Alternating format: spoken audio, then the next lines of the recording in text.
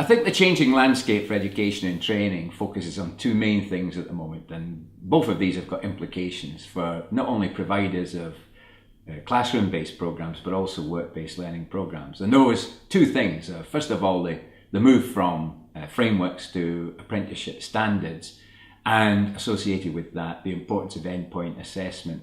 And the second is the introduction of the new T levels. And I think both of those will really focus very much on teaching, learning and assessment. And that's got implications, I think, for example, training providers. First of all, in the relationship between formative and summative assessment. The role of assessors and workplace tutors is the second area. The relationship, I think, between work-based learning, particularly the on-the-job training, and what happens on the off-the-job training, particularly the classroom learning, that's also going to be affected by this. And I think also opportunities to use e-learning and assessment to, first of all, increase access to learning, but also improve the effectiveness and outcomes for apprentices. And I think all of those centre around changing mindsets. Those mindsets are mindsets of assessors, workplace tutors, their managers, and I think increasingly also employers. So I see those as the sort of main, if you want, changes that are going to affect the way in which we operate, particularly in the world of apprenticeships. As I said before, one of the big implications there is that relationship and understanding of how formative and summative assessment come together in the apprenticeship standards. And I think the subtle difference is this, that whereas formative assessment is much more about assessment for learning, it's providing developmental feedback to the apprentice so they can adjust their plan, they can check on their progress, and particularly they can start to look at different ways in which they might learn in future. Whereas summative assessment is much more assessment of their learning, particularly for purposes of accreditation, certification, and clearly for competence. So I see that formative assessment, there are strong links between competence, between learning and assessment, but I think a big focus of that of the changes that we talked about in terms of apprenticeship standards will be on formative assessment. Therefore, we've got to start looking at what kinds of formative assessment we're using. And those forms of formative assessment, most assessors and workplace tutors will be quite aware of them, but not necessarily the full range of the tools and the full range of means that are available, and how some are more appropriate for others. For example, if you're testing for understanding of knowledge, or as opposed to if you're testing for an occupational competence in the workplace. So for example, the kinds of formative assessment I'm increasingly seeing being used by more confident and more competent assessors and workplace tutors include things like quizzes to test knowledge, the use of visual formative assessment in the form of things like mind maps, concept maps, which then can be used not only to plan learning but assess how much learning has been done, as well as things like professional discussions where you focus on the particular things that the apprentice has been learning, and through use of Socratic questioning, you can check low-level understanding and moving up to higher level of understanding. Peer assessment, one apprentice assessing another using some criteria. The use of self-assessment, for example, RAG rating, where an apprentice can rate themselves as either green, I understand this concept, amber, still need things to pick up on, or red, I've not understood that concept or whatever. But I'd also look at things like recording role plays and getting apprentices to reflect on what the role play has shown in terms of their learning, as well as find and fix exercises where it's up to the apprentice to find the mistakes that you might have made in a piece of work and then they try and fix them. So these are all different forms of formative assessment which, when used in the right combinations, can certainly enhance learning and certainly make sure that the learner is checking not only on their own progress with for example, with their tutor or with the assessor, but also how they can develop a wider range of learning skills, which means we can obviously move them through their standard in a more appropriate way. I think the key thing here is that I've mentioned the role of the assessor, workplace tutor, that greater focus, that greater in-depth focus on teaching, learning, assessment.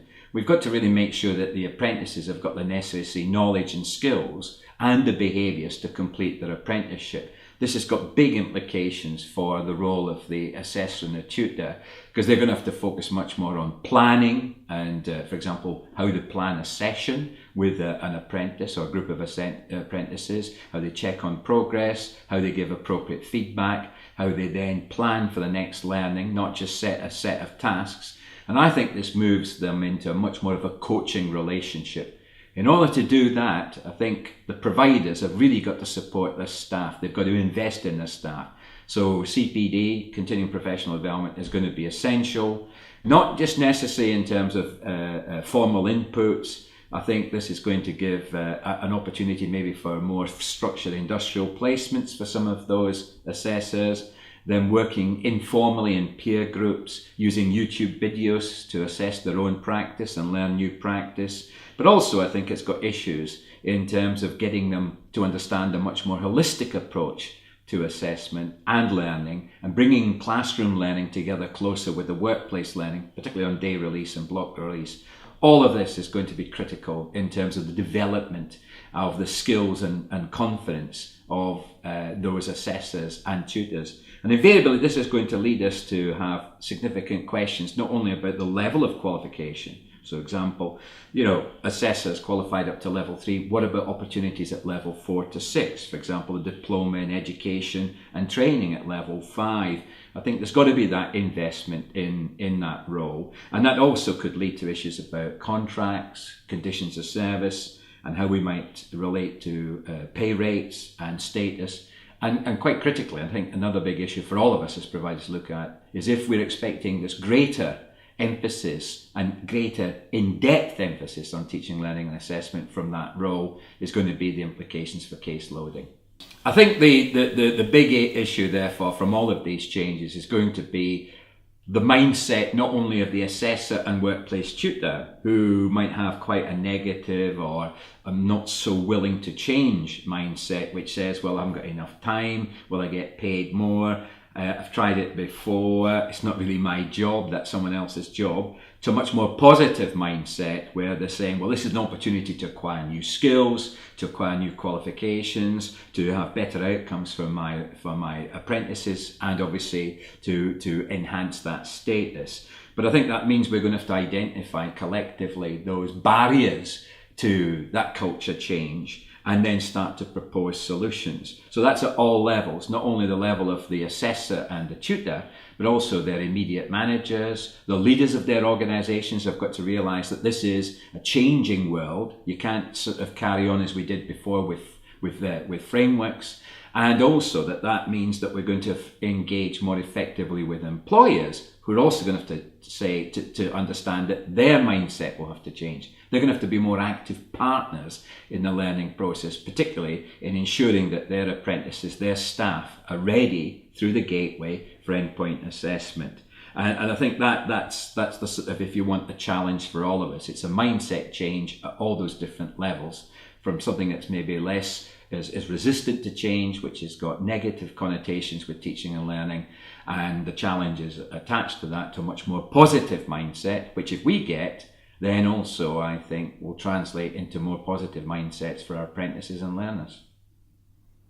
I think there's a range of ways that we at e-Memoir can help you as providers with these changes, particularly in not only understanding formative assessment and its relationship to summative assessment, but also that changing mindset and culture in your organisation.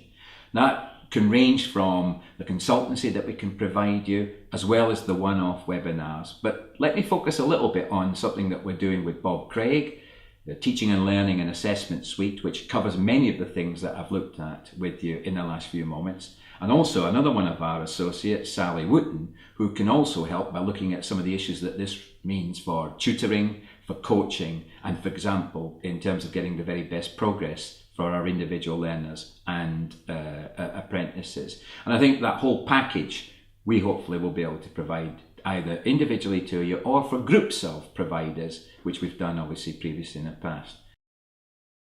Are those flowers in focus?